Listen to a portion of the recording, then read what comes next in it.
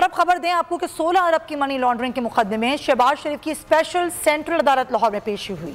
हमजा शहबाज की जानिब से हाजिरी से इस्तिस्ना की दरख्वास्त दायर की गई।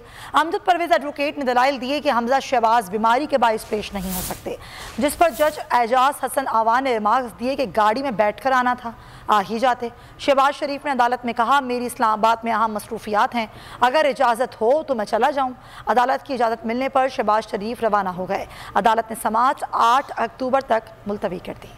शहबाज शरीफ और हमजा के खिलाफ 16 अरब की मनी लॉन्ड्रिंग का मुकदमा। शहबाज शरीफ अदालत में पेश, हमजा शहबाज न हुए। स्पेशल सेंट्रल अदालत लाहौर में हमजा शहबाज की जानिब से हाजिरी से इस्तिस्ना की दरख्वास्त दायर की गई।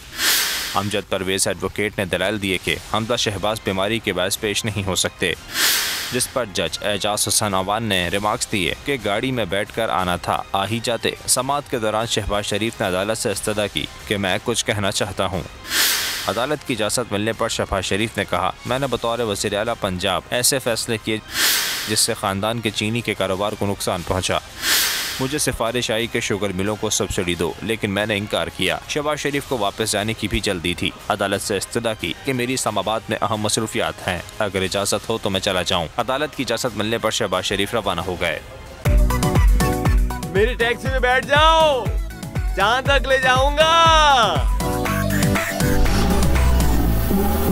आई है टैक्सी कैश, टैक्सी कैश, आई है टैक्सी कैश, टैक्सी कैश, आई है टैक्सी कैश।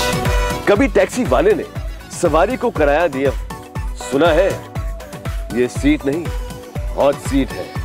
अब जिंदगी में करेंगे ऐश, क्योंकि आ गई है टैक्सी कैश। टैक्सी कैश, आई है टैक्सी कैश, पीर और मंगल रात 9 बजे सिर्फ बोल एंटरटेनमेंट पर। सबसे ज्यादा व्यूज, सबसे ज्यादा रील्स और सबसे ज्यादा रेटिंग के साथ बोल अब भी नंबर 1 पोजीशन पर बरकरार।